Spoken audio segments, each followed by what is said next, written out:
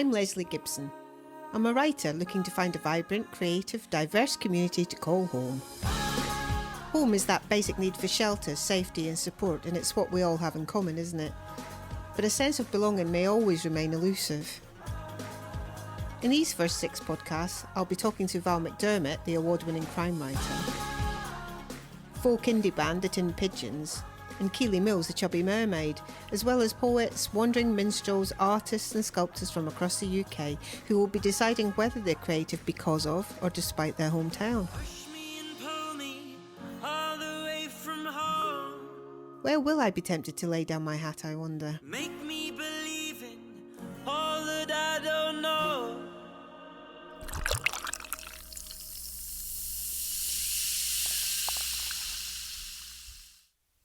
I'm in London.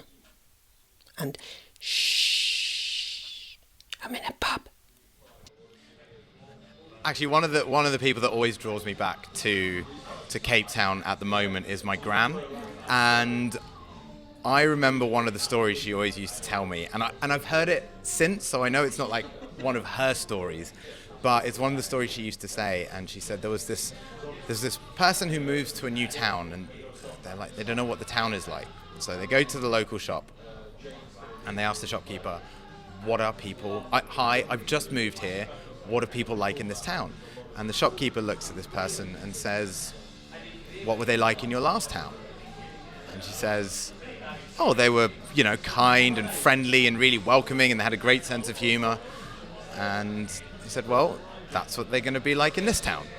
Because ultimately, really, you're the person that creates your community, right? Like, if you put out that kind of beautiful, nice, friendly, warm, welcoming energy, that's what you're going to attract. And obviously it's kind of easier when you've known people for years, but also sometimes if you want to make that plunge, you will find it. It just takes time.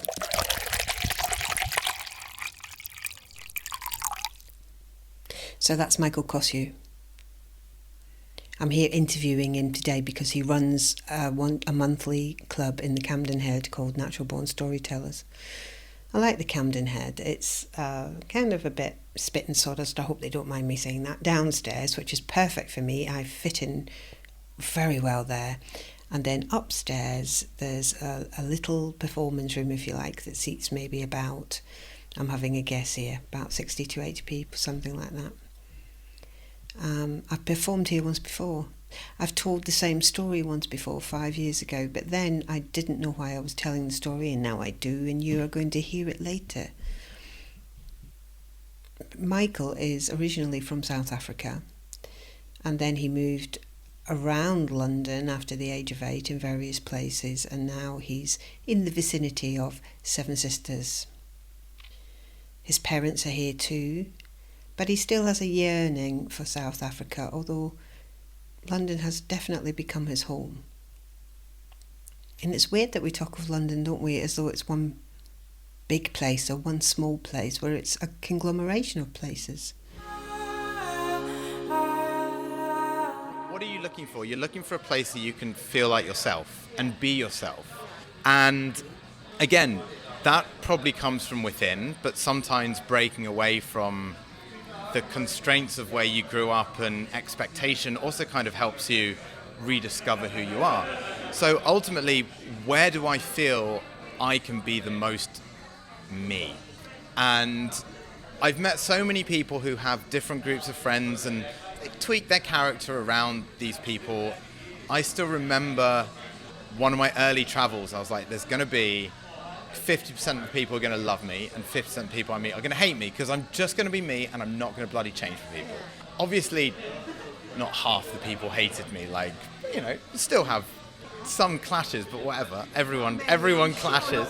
Whatever. It's just a reflection anyway, and it's that people are there as a lesson. But I've really enjoyed being me, and I think that the group of people I know now allow me to be myself, warts and all. Even my negative points, my overthinking, my micromanaging, my occasional losing temper too soon. It's just, I know at the end of any of those things there's a big hug waiting for me. And that's the beauty of finding your tribe, complete acceptance, really, for yourself. But yeah, I mean, I have a duty, you know, half of it's down to me, isn't it? I can be accepted, but I need to show people who I am in the first place. Well, that's exactly it. If I wasn't showing people who I am, how can I expect people to love me for who I am? It's that pure version of yourself. And if there's something holding that version of yourself back from friends and family, then who is it that they're supporting? Who are they loving?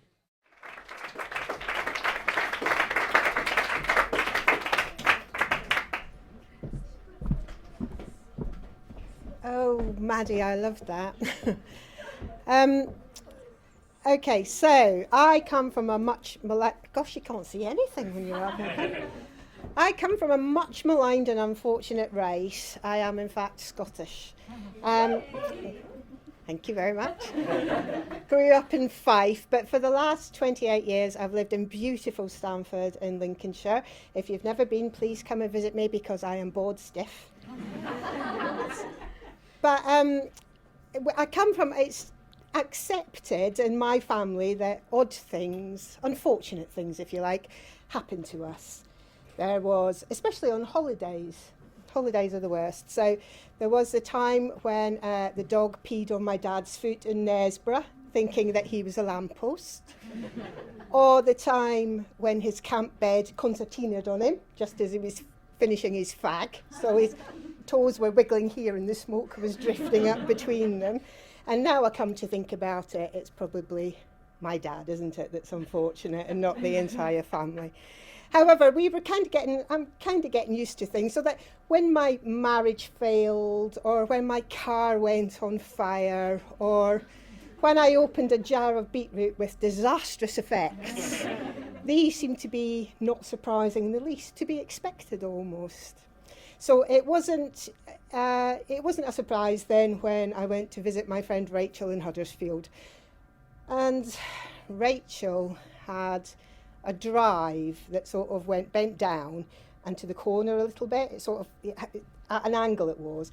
And I had a Zafira, and she said to me that my car would be fine in there. She promised me that she said she'd lived in Huddersfield for a long time. There was going to be no problem. So the first thing was how to get out the car when the car was almost wider than the drive. But I was a bit more lithesome then. So I was able to sort of open it up, get one leg on top of the wall and sort of hoist myself up. So that was all fine. But the next morning I came out and something wasn't right. It just wasn't right. And I couldn't for the life of me think what it was for quite a long time. So Rachel stood at the door saying, "What is it? What's the matter? What's the matter with you?" And she was getting really angry with me. And for the first time in my life, I was entirely speechless because I couldn't quite make sense of what I was seeing. So in fact, the only thing that was wrong was that the back passenger window and quarter light were entirely gone. So just absolutely gone. It was winter. It was pea soup fog, and I had no window, and I had 2.5 hours to drive home, basically. I had to get home for 1 o'clock because my children would be left on the doorstep if I didn't get there at that point in time. So we quickly realised they'd been broken into. There was a muddy footprint in the back, complete gits, really. The sat-nav had gone, really, I'm very angry about that, but the worst thing of all was the Happy Monday CD was entirely gone. Entirely gone. Absolute fuckers, I thought to myself. I'm not having that. So I tried to phone the police, but then the phone was dead and I didn't have my charger with me. Luckily, those were the days where you still had a landline. It was about 2010. So I phoned the police on Rachel's landline. The police said basically there wasn't very much they could do. I should phone the insurance, but was the assailant still there? I said, well, I really wanted to say yes, he's sitting in the boot with a flask of Lapsang Souchong and a packet of Jaffa cakes. But I absolutely restrained myself and said, no, he wasn't there. Thank goodness, really. So they said to phone the insurance. The insurance said they couldn't send anybody out on a Sunday. But in the meantime, the thing to do was to affect a seal on the car door with cling film. So apparently what you do is you sort of cling it this way and then you clung it that way. So me and Rachel spent a truly bizarre 15 minutes cling filming the car. So he said that affected a good seal, and as I say, pea super, no sat nav, no phone. But anyway, gingerly I set off, and it very quickly, I wasn't even out of Huddersfield before it became apparent that it affects no seal whatsoever. It creates like a windsock with things like bits of cling film doing this, like Kate Bush in a video. And so then I had to stop again, and a mirage happened. A happy shopper appeared through the gloom of the fog, and I bought 2 more rolls of cling film. Did the same thing again, clung it this way, clung it that way, set off again. Absolutely no difference at all. It was horrific. So finally, I managed to buy some parcel tape, and by the time I was halfway home, the entire door was covered in parcel tape. And by then, thankfully, the fog had started to lift, so that was good. So I got home, and kids were absolutely fine. Nobody had left them outside. And the next morning, I what they called autoglaze man came round, and he said, "There's not much glass there, is there?" And I went, "Well, duh, I'm not an animal. Like, I got a dustpan and brush and got rid of some." And he went, "Oh, the same. Hold on a second." And he opened my car door and wound the window up.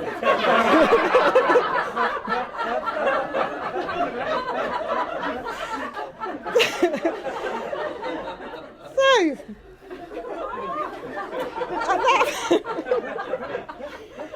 at that point, 2 things happened. One, I felt a right twat, really.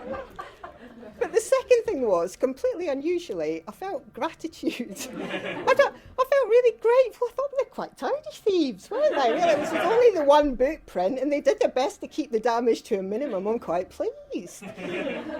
And for me then, something happened. I'm not being facetious about that. I really thought, I felt a bit of gratitude, and I thought, well, this is nicer than being angry, isn't it? And it was the start of something for me. It was the start of trying, instead of always being fearful and angry, which only affects you in the end, doesn't it? It affects you in here. I thought, I'm going to try and feel more gratitude. And I'm not saying that by the next day I was very well balanced. I really wasn't. But here we are, like about 5 years later, and I'm good at being grateful. And it's really changed the way that my life works. And really, I was a bit fearful about coming in to see you lovely people today, but actually I should have been grateful that I had a captive audience. So thank you very much indeed.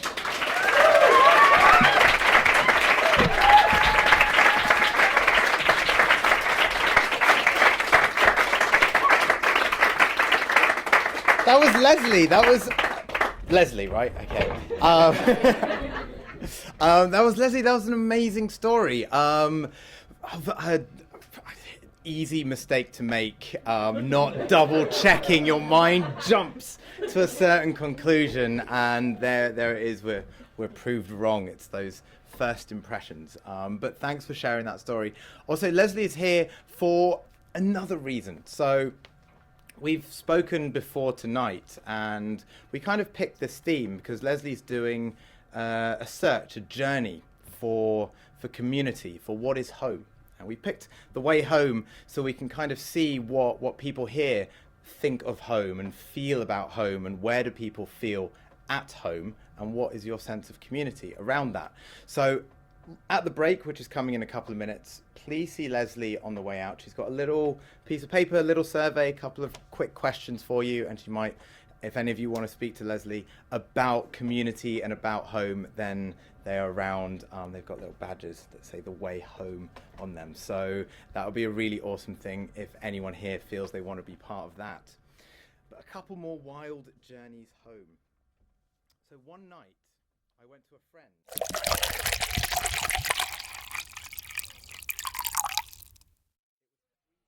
And The other thing that Val McDermott and Kerry Hudson helped me realise was that I had a socio-economic shift when I settled in Stamford, because I had come from a very working class family in a council estate area. My parents bought the council house, very close-knit community, everybody knew everybody, very close family, and then I moved to leafy Stamford where you really didn't know your neighbours. And it's just honestly this last month I've realised that that's socio-economic. It's not just the moving of place, it's the moving of economy, how much money I had, the way people behaved in a different class.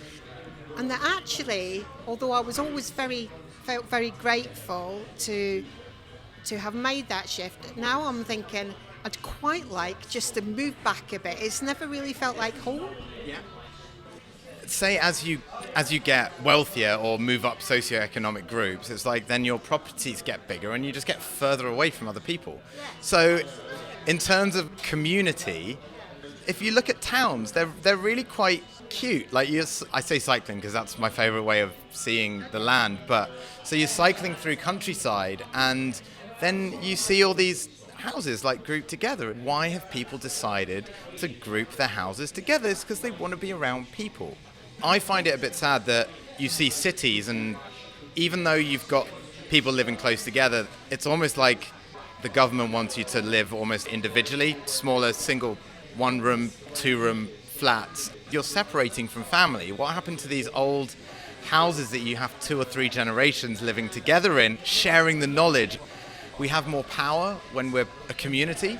Is it intentional? Is it a way to get more money out of people? Is it a way to make people give people less power, breaking them into smaller and smaller groups? I really enjoy talking about community, but I had a friend who was talking to me about it, and was talking about people who are introverts, who need time alone. But ultimately, if you go back hundreds of years, we lived in community. We didn't live individually, and we sought out time alone. Vision quests, going off to find yourself. These were times that you as a person could spend alone and regenerate and get your energy, but you always went back to the community. Now society shifted, and what we're doing is we're living alone, and we've got this yearning for community. We've got to actually physically go and seek it out, and that's tiring in itself. It's a really interesting shift in terms of the way we're living. Honestly, the revelations are coming thick and fast now. London.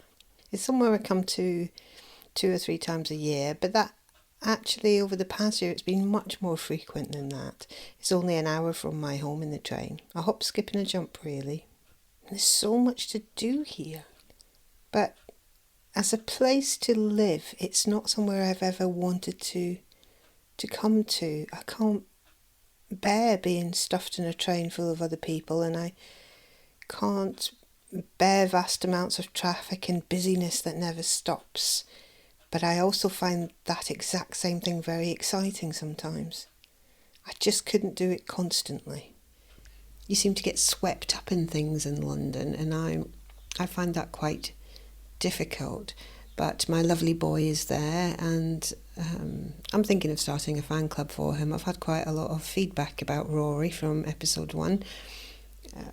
People imagining how he looks. Thank you all very much for that. But can we concentrate on me, please? It's me.